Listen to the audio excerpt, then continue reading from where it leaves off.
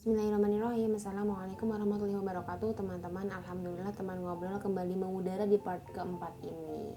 Nah, ada cerita dari seorang teman yang di-sharingkan kepada kita semua nih teman-teman. Semoga kita semua bisa mengambil hikmah dari ceritanya ya. Kenapa ya? Ungkapnya dengan bergumam yang cukup mudah dicerna telinga. Kenapa apanya?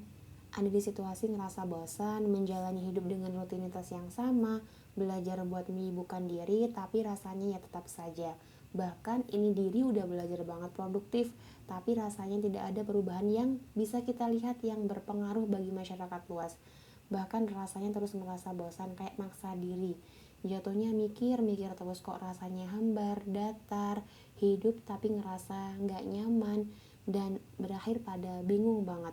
Sedihnya sering banget lihat prestasi temen yang bikin merinding dan semakin mikir.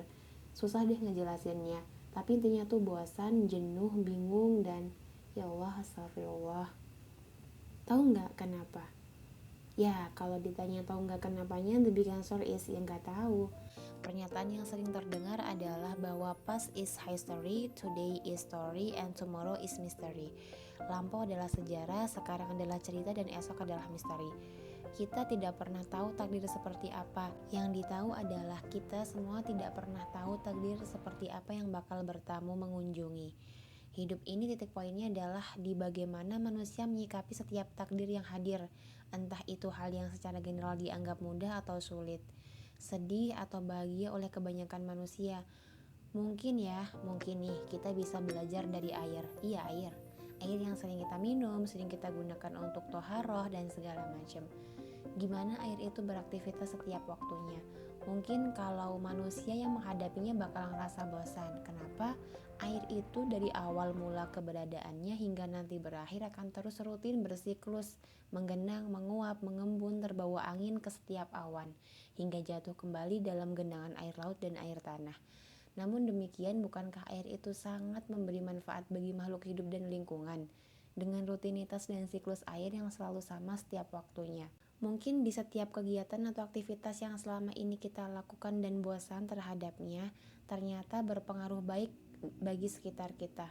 Mungkin di setiap kegiatan atau aktivitas yang selama ini dilakukan oleh kita dan kita pun sering bosan terhadapnya, ternyata berpengaruh baik bagi sekitar kita dan mungkin juga bahkan untuk diri kita sendiri. Mungkin yang harus kita lakukan, yang menjadi PR banget buat kita adalah harus seperti air yang bisa menemukan titik kenyamanan. Ada teman dengan lengkungan senyumnya selalu bilang bahwa bahagia itu tidak pernah sepadan dengan banyaknya materi, harta, pengakuan, keberhasilan, atau prestasi.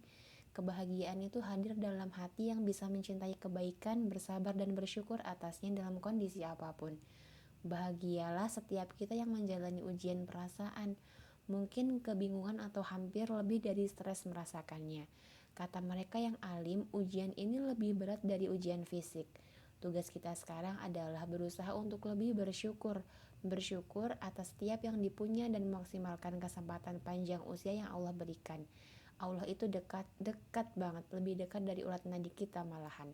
Kenapa gak coba minta petunjuk dan pertolongan Allah supaya dibuka tabir kejenuhannya? Dan teman-teman, selamat mendekatkan diri kepada Allah. Semoga kita semua dimudahkan dalam setiap nafasnya. Wallahu ta'ala alam bishawab.